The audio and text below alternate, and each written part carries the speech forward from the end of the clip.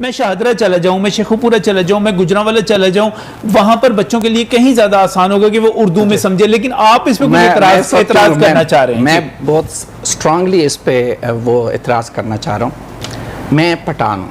ہاں صحیح. ٹھیک ہے، آپ ذرا میرے ساتھ آئیں، میرے وزیرستان میں جائیں. صحیح. اردو کسی کو آتی ہے؟ اردو بھی آپ کے لیے فارن لینگویج کی طرح؟ بالکل اسی طرح فارن لینگویج ہے. میں جیسے اردو بول سکتا ہوں اسی طرح میں انگریزی بول سکتا ہوں. ٹھیک ہے، میرے لیے آپ لوگ پلیز اس میں نیگیٹو نہیں، اردو کے متعلق نیگیٹو نہیں ہو، لیکن یہ کبھی بھی نہیں ہوتا کہ زبان کے قید میں کریکولم کو مقید کیا جاتا ہے. ایوری باڈی فرق نہیں پڑتا کہ انگریزی میں ہے یا اردو ایریا آف میں ہے. ریکٹینگل، ایریا آف ریکٹینگل 5ویں میں فائنڈ آؤٹ کرنا ہے. صحیح. یہاں ڈیفنس والے لوگوں کو شوق ہے کہ وہ اس کو ایریا آف ریکٹینگل کہتے ہیں. میڈم کو شوق ہے کہ جا کے بہاولپور میں وہ رقبہ کہیں، مستطیل کا رقبہ کہیں. مجھے کیا فرق پڑتا ہے؟ جب مقابلہ ہو اس کا طریقہ آسان ہے. جب اسیسمنٹ ہو تو اسیسمنٹ میں دونوں زبانوں میں دو.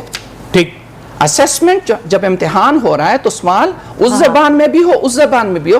اس میں ایک چیز بتاؤں، always the primary education is in mother tongue. مجھے بتاؤ اردو کن لوگوں کی مدر ٹنگ ہے؟ Please we need to be very clear.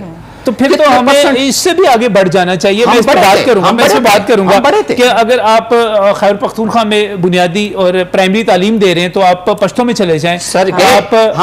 آپ سندھ میں دے رہے ہیں تو سندھی میں چلے جائیں.